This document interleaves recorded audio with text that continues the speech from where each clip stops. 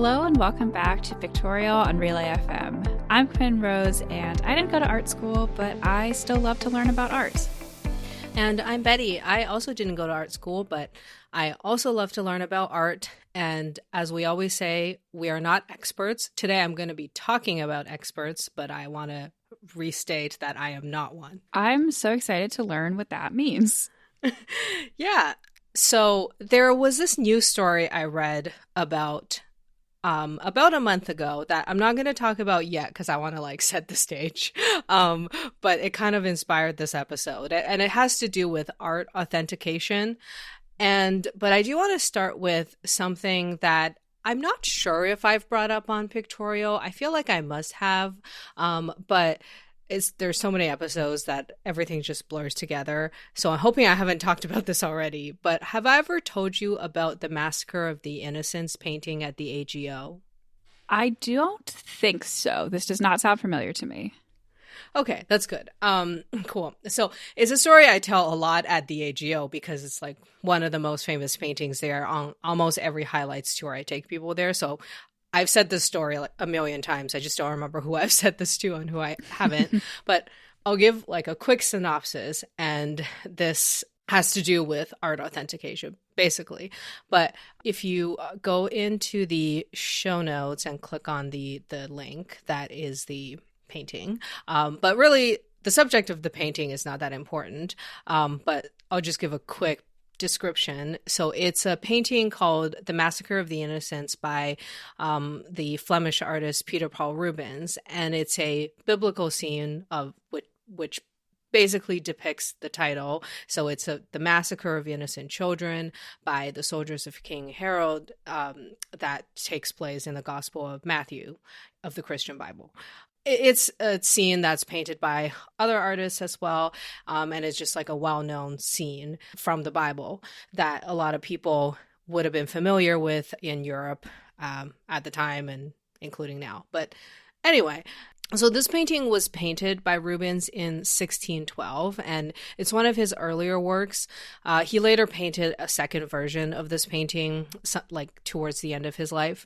But this painting, it was actually for probably the last 300 years, we didn't really know this painting existed. Or as in, we knew it existed, but no one knew it was a Rubens.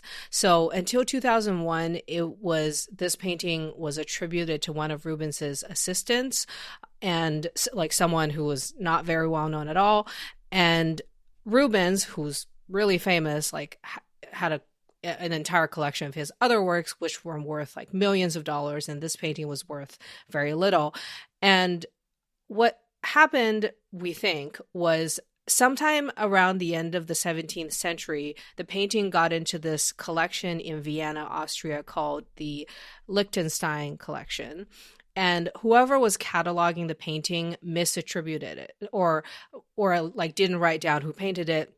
And then in 1780, someone was going through the catalog and was like, this is anonymous. And so that person in 1780 said this was probably by Rubens's assistant or one of his many assistants. Anyway, there's a long story of how many it changing hands, being sold from one collection to the other, but it was eventually sold to an Austrian family in 1920, and then they loaned it to this monastery in northern Austria in 1923. And it hung there from 1923 to 2001, when this British historian, I don't know how he ended up there. I don't know if he was invited there or he just showed up in the monastery one day. The story goes, this guy, George Gordon, who was an expert in Flemish and Dutch paintings, he worked at the Sotheby's auction house in London. He looked at it and was like, I really doubt this is by Rubens's student or the specific student, and I think it's by someone who's much more skilled, probably Rubens. And one of the reasons he thought this was probably the case was a lot of the styles and the brushstrokes and the use of color was very similar to another painting called Samson and Delilah, which was an authentic Rubens that has been known as an authentic Rubens since forever, as far as I know. So, sorry, I will drop Samson and Delilah in the show notes.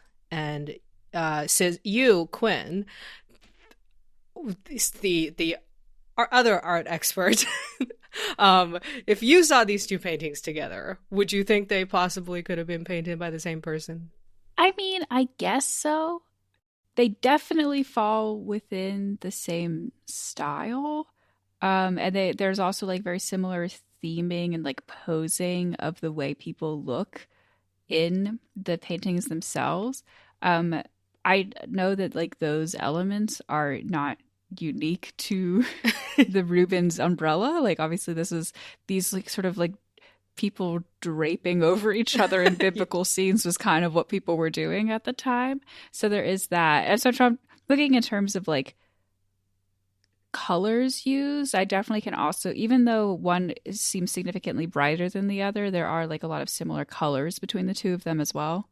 And it's possible that it's just the different ways it was photographed, like the colors might come off differently in the pictures that we can find online. But yeah, I mean, because you and I aren't experts, this is not something that we can really determine. But, you know, we can see similarities, but obviously any random person can't just say this is definitely by, or almost most likely by Rubens or not. It was up to these art experts like Mr. Gordon and presumably other people agreeing with him that eventually it was deemed by most experts of Flemish painting and Rubens to be this specific painting to be an authentic Rubens. So it actually in 2002 was auctioned in London, and at the time it actually was the most expensive artwork ever sold in 2002. This was like over 20 years ago. So at the time it was 49.5 million pounds, which is about 59.5 million US dollars. But this was in 2002. I'm not going to do the inflation conversion, but it was a lot of money back then. Still a lot of money now, but compared to how much art is being sold today, it isn't. But in any case, this painting, it gained a lot of attention because of this, because it was kind of like a Rubens that was undiscovered that showed up in the early 2000s. So anyway, so I couldn't find too much information about other ways they authenticated this painting other than this expert looking at it. But I know for sure it isn't just one expert. They have to do additional checks. And one thing I have read about when it comes to Rubens is that there was information about what types of paints he used. There was a lot of documentation of his studio when he died. And so experts are very well aware of what specific paints and colors he used. And one of the ways to be able to authenticate these things is to inspect the actual paint that's on the paintings. I'm assuming they did that. But anyway, all this eventually led me into the question of, so how do experts authenticate art? What's involved? And it turns out it's a very complicated question, and I'll go through sort of like some things that I've found out about it. But I guess before I start, is this something that you've heard about before or are familiar with? Or I guess, how do you think, other than the things I just said, do you have any thoughts about this? This is something that came up in a recent episode that we did when we were talking about this Vermeer painting that got declassified as Vermeer and then reclassified as Vermeer. And so this was on my mind recently. To be honest, the whole thing with art authentication is like, I kind of think of it the way I think about physicists. It's like, I know they're doing stuff, and I know yeah. that there are people who like really niche specialize and they work together to make discoveries, and you have to know a lot about specific things, but I have no idea what they're doing. And I can understand on some level, because there's a certain amount of it's like, oh, like you can like test paints and like date paintings and stuff like that. And like the broad strokes of like stylistic notes, obviously, you know, you can tell certain paintings look like other paintings. But when you get into the real nitty gritty, like what we're talking about with like this Rubens and the Vermeer stuff, it's like, oh, was it this specific person, or was it a different person who was like working very closely with them in their style? How do you ever decide that? And like, clearly these things are not very clear because experts can disagree with each other. And so I imagine it gets quite complicated. So you're totally right. And it is definitely something that's complicated and in some cases also quite controversial. And I'll kind of get into some of the controversies in a little bit. But to get into a little bit of, I guess, like recent history of how art authentication has worked is that historically, it was only a small group of like connoisseurs that would be the people who would say yes or no to certain famous artworks being by a famous artist or not. And over time, it expanded to not just be a few specific individuals, because obviously you can't just trust a few specific individuals. There's got to be other reasons to say something is true or not. So around the early 20th century, it actually became this thing, a lot of artist foundations and independent experts and scholars. It became basically a job, like that you can be someone who appraises and like authenticates artworks. And also, you know, a lot of dealers, curators, people like who work in these institutions, they want to know for sure that what they hold is authentic. So they, of course, like will hire these individuals or obtain these types of services. But apparently what has happened actually like since then, because around the turn of this 21st century, it's partially due to the like sort of dramatic rise in art prices, as well as apparently litigation, which I'll get into also later, that a lot of these foundations actually have since like disbanded or they've like stopped doing it. And a lot of experts are too afraid to authenticate things because they're afraid of like lawsuits or they're not totally sure. So they don't want to say that this is by such and such people. And one of the stories that I found is that apparently in 2011, there was this really well-known gallery called the Nodler and Co. Gallery, which was one of the oldest galleries in New York City. It was actually forced to close because apparently it was caught selling over 40 counterfeit paintings by a lot of abstract expressionist painters like Mark Rothko and Jackson Pollock. And so eventually it was discovered that they were fake. And then so this gallery, again, there's some additional information about this that I didn't get into, but as far as I know, it's kind of there was a lot of like shady things going on, and whether they knew it was fake or not, it's again very complicated. But it's a story that shows that if you're not careful about this, like you can go from a established respected business to, you know, being totally not existing as a business anymore. Yeah, that's not great. Yeah. And then sort of like, you know, in the last like century or since forever, there have been people who forge art, but there's also been people who are like well-known art forgers who do this for a living. Like they purposely will paint or make artworks in the style of whatever artist, and some of them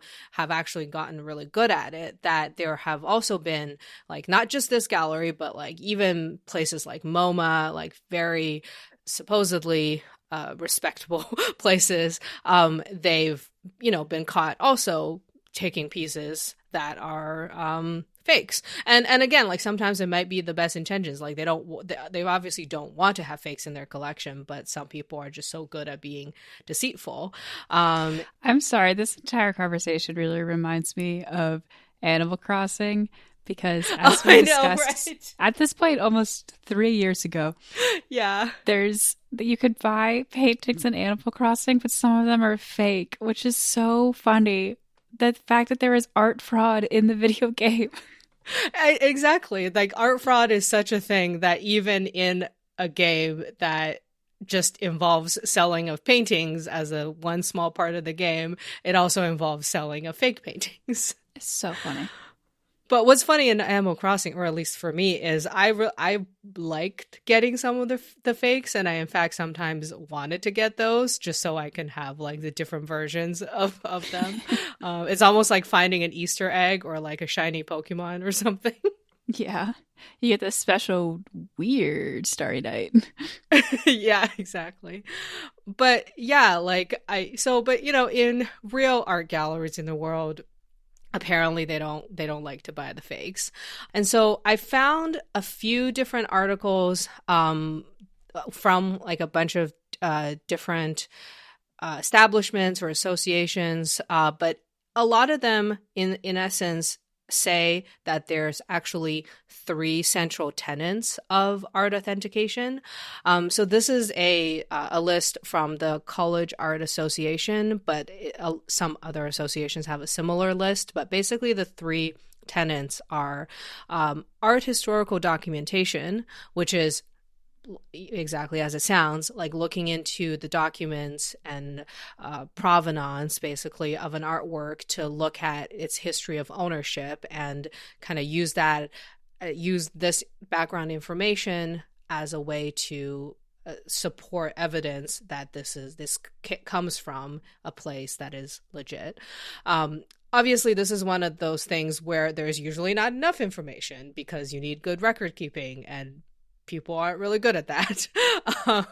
And so if there's not enough of this evidence, and even if there is, you need other things to support your argument. So the next one is called stylistic connoisseurship, which is similar to what I was mentioning before when George Gordon, an expert who's, a connoisseur, stylistically analyzes the work, and this person should be someone who is very familiar with the artist, and they use their expertise and experience to make a judgment. But again, in addition to that, you also need technical or scientific analysis, which you've mentioned before, and I mentioned earlier with the testing of paint colors. But basically, this is the scientific forensic testing to use this all kinds of like different methods scientifically to examine an artwork, and it breaks into two major types of analyses.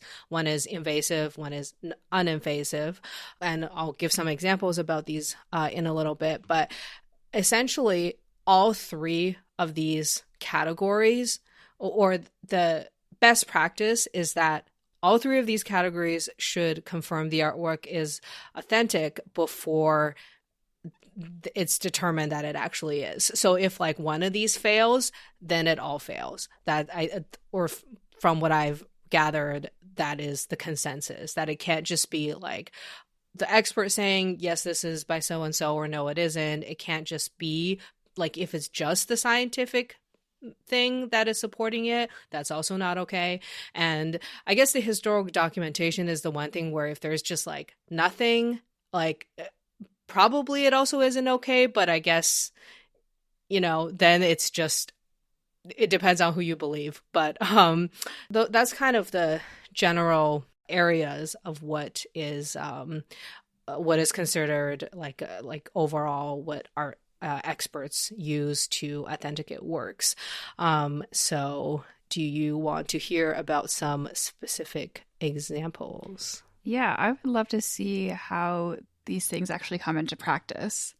When it comes to the documentation, so they're literally things like invoices, or of like when the art was purchased, or if there are actually like official catalogs of an artist, they will review those. There might be like photographs or archival materials, and basically when an artwork is sold, there should be an actual sales receipt that has the information. And the best case is that you're able to trace this all the way back to the artist. But of course, the older an artwork is, or the less good record keeping the people who have owned the artworks are, the less you're going to have these. And I think usually when there is question about whether an artwork is authentic or not, a lot of times it's because they don't have this background documentation.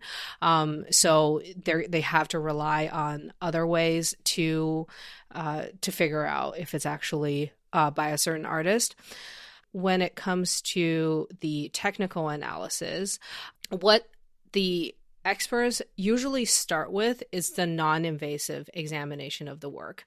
Actually, sorry, I should back up for a second. Before they even get into the technical analysis, apparently what a lot of experts do is they'll first actually get the owner to send them, or whoever's commissioning them to do the authentication, to send them like a high-res digital photograph of it. Because apparently sometimes even just by looking at it digitally, some experts can tell right away if it's a fake. And then they don't even have to go further because, we don't need to waste time of actually shipping an artwork over to somebody or doing all these scientific methods. If even by looking at it digitally, they're like, yeah, this is not good. And one of the things that they look at, which like you might have heard of, is the signature. So, not only looking at like styles and of like brushstrokes, they look at like how the artist signs their work, and there's specific people who are like experts at reviewing those. But of course, signatures change over time, and it's also not the most reliable thing either, because you can also forge a signature really well. So apparently, if through the digital photograph they can't find evidence that it's a fake, then they'll request it to be like physically sent to them, because obviously just because there's lack of evidence doesn't mean there isn't. So then they start the non-invasive examination, which is what's preferred because you don't want to actually potentially damage the artwork. So some examples of like non-invasive methods are things like using like UV radiation or UV like reflectography. Again, I don't know exactly how these things work, but like it's using things like UV, and also there's like IR, like infrared transmission and radiation methods as well. So they use these to basically look at aspects of the painting that you wouldn't be able to like visually with your naked eye. So some of these methods, they're able to reveal things like underpaintings or like brush strokes of like the sketch under the finished painting. And a lot of times for artists, the finished painting is hard to tell because it's very pristine and finished with and coated. But when you can look at the brush strokes, which is usually very loose and similar to a signature, like brush strokes or loose brush strokes are one of these things that can be very specific to every single person. So that often can help to reveal whether it is by someone or it's most likely by someone or not. And again, like similar to what a person can get, you can also x-ray a painting to see like the different layers. But so what happens is if it's not conclusive from these non-invasive methods, then the expert will have to go to the invasive methods, which usually involves taking samples of the paint or whatever materials that are on the painting. And usually, like, as far as I know, they do microscopic samples. They're not ripping off like a giant piece of paint. It's taking like little tiny samples that hopefully you can barely notice from, I'm assuming, areas that are less important. And this is where they also do these like microscopy or spectrometry like methods. Again, I'm sure I'm not describing any of these, or I'm not even going to try to describe how any of these work. Like you said, physicists, they do some stuff. But one thing that they can do is also radiocarbon dating, which is literally taking this like sample and carbon date to how old it is. And that often can reveal whether it's fake or not. Because if you're trying to make a fake Rubens in even like 1950, it will very clearly show that the material you're using doesn't date back to 1612. And if it does date back to 1612, there's a higher chance that it was Rubens. Again, it might have not been him specifically, but at least we know it's from that period. But anyway, so those are basically a bunch of different ways that experts can use to determine whether something is authentic or not. But as you kind of alluded to earlier, and also me like going through all these different methods, unfortunately, it's not a hard science. Like it's or it's kind of like an art as well. To determine whether something is a real or fake painting or artwork in general. So there is a lot of controversy, and there are a lot of authorities of artists who have been like accused of being like too stringent, like they don't accept works that are probably by this artist just because there's not enough evidence. But then there's also the reverse side of when there isn't a lot of information, but certain galleries and places, because they want to make money, they will say that they think this is definitely by someone when they when it might not be. And apparently, I think more recently, there was a foundation that I believe that used to be like the authority in determining what's a authentic Andy Warhol, and they've actually since disbanded. Again, I couldn't find the exact reason why, but I suspect it's because they just feel like either they're not needed anymore, or like they're not being respected anymore, or that they're just too afraid to authenticate things. That idea is very funny. They're just like, I'm out. Yeah. It's like, you know what? This is too stressful. This whole thing, it's just so funny to think about who are going to be the artists 50 years from now that we need authenticators for, because it's like, I feel like artwork that's made today, you think like, oh, it's so different because things are so differently documented. But that's not necessarily true, because what if someone's artwork is discovered and gets really popular after they pass away or something, and then like it's I feel like it's something that is going to continue to exist, but will be of very different forms in the future. Doing that internet research to track down who made what. Yeah, exactly. Those like postcards you and I made, Quinn, when both of us are famous artists for some reason in the future. Yeah, they'll be worth so much money. Yeah, exactly. But then no one will know that it was made by us, or no one would be sure.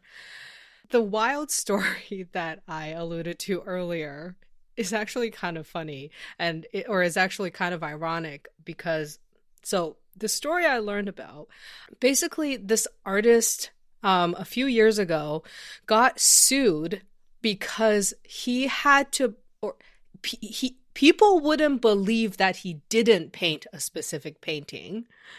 And he had to go to court to prove he didn't paint something. Wait a minute. Yeah, so I will go through it in a second, but I just put the link to the news article in the show notes, which unfortunately doesn't have the picture of the painting, or at least I couldn't find it. But so there's this artist. His name is Peter Doig. So his last name is spelled Doig, and I know him pretty well because a bunch of his artworks are in the AGO's collection, and also there's been some exhibitions that featured a bunch of his works. But basically, he's a pretty famous contemporary artist, and I might have mentioned him before actually when I was talking about the rainbow painting in Toronto that he did. This was a while ago. Oh yes. But yeah, so his artworks usually sell for millions. I think the rainbow painting sold, I think at the time when I mentioned it, it was like 5 million. And then recently he also sold some artworks that are probably even more than that. But anyway, so what happened was in 2016, this guy, whose name is Robert Fletcher. He was a former corrections office somewhere in Northern Ontario. He claimed that he had a Peter Doig painting that he got from Peter Doig in the 70s.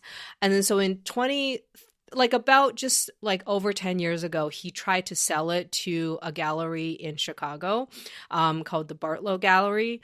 And so he said, yeah, I have this Peter Doig painting. And the gallery was like, okay, like, can you prove that it's an authentic Peter Doig? And so the painting was signed, and it says Peter Doig 76 on there.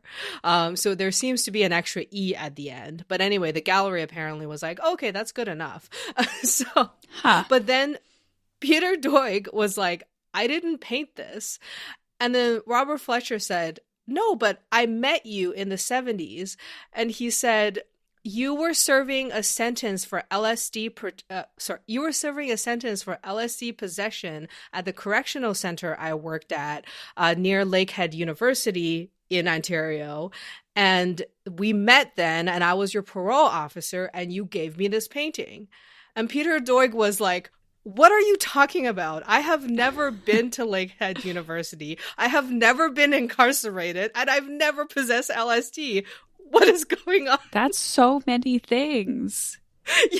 So anyway, so they ended up suing him because they sued him claiming that he, for some reason, refused to acknowledge that he painted this work, which obviously would mean that this work is not worth anything or much of anything anymore, or at least definitely not worth what they were claiming. And they were upset at that, and so they sued him. And anyway, this was back in 2013. Actually, they started the lawsuit, and they eventually, the plaintiffs, which are Fletcher and the Bartlow Gallery, they ended up losing the case. And in January, when I read this article, or in January was when the judge ended up, I guess, telling the plaintiffs that they now owe Peter Doig $2.53 million for basically making up all this entire story. And so, so it was this lawsuit that, because I actually heard about it back when I was working at the AGO, but like, I think this was like 6 or 7 years ago when I first heard about this lawsuit. And when I read the story, I'm like, oh my God, there's a conclusion. Oh, thank God. But anyway, Doig finally is relieved. He's like, oh my God, I'm so happy that, he's probably just happy that he got to clear his name of being somebody who possessed LSD and was sent to jail in a place that he's never been to. But also that he didn't paint this. And so Peter Doig, the real guy's lawyers, eventually found this information that it was another Canadian person called Peter Edward Doig, whose last name is spelled Doige. And I don't know if they ever tracked him down, but they found his sister, and his sister said, oh yeah, Peter Doig he was a student at Lakehead University, and I believe he was in jail at some point. So basically, so this person was he was just confused. So it most likely what happened was Robert Fletcher, the former corrections officer, met a guy named Peter Doig, who happened to also have been a painter, and in fact was an inmate. He was his pro officer. Doig did give him the painting, and then years later, when Peter Doig got famous, Fletcher thought he had an old Doig from years ago that he can now make lots of money off. But turns out he was just confused. That's so funny. I love that, because it's like, why would you be so convinced of so many specific things that like obviously seem pretty easy to fact check? but it's because he just can't remember the name of the guy. Yeah. But it's so funny because, like, when I first heard about this story, I was like, you would think, like, okay, obviously if an artist is dead, you know, you can't ask them if they painted it. So you have to go through these other means of finding out whether they painted it or not. But you would think if the artist is still alive, you can just ask them. You can just be like, hey, was this you? Yeah. And then when the artist looks at it and says yes or no, that can just be the end of the story. But this ended up dragging out for almost 10 years of the artist just having to, like, go to court to prove his innocence that he didn't paint something.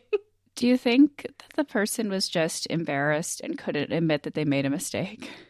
I feel like that's what it was. It was like somebody who just kept on digging the hole deeper and deeper. And at some point, they're so deep that they were just like, well, I can't go back up, so I might as well just keep digging. And they have eventually dug themselves into a $2.53 million hole.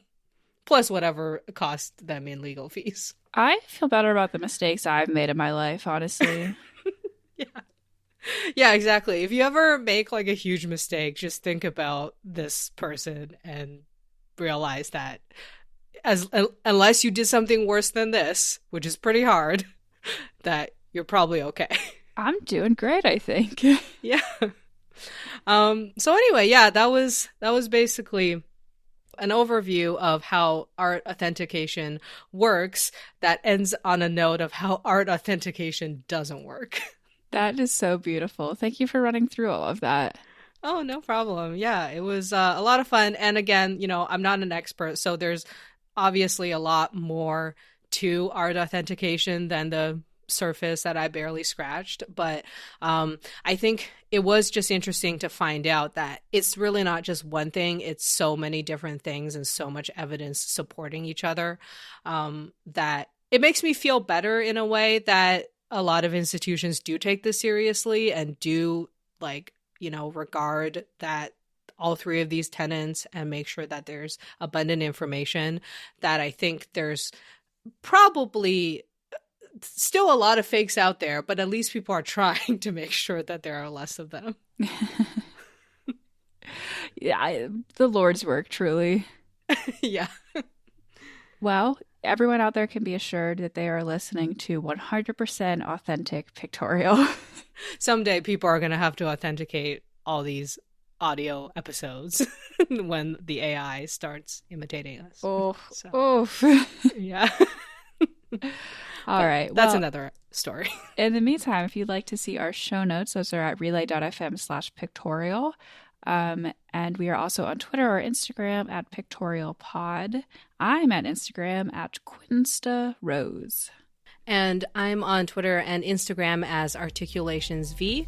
I'm also on YouTube as Articulations. And speaking of YouTube, we do have a YouTube channel, Pictorial Podcast, as well, where we upload some of our older episodes onto the channel in video versions. We are running about 10 episodes behind, but we are catching up. So in a few months, you'll see this episode on there. Slowly but surely, we're getting there. Yep. Thanks for listening, art enthusiasts.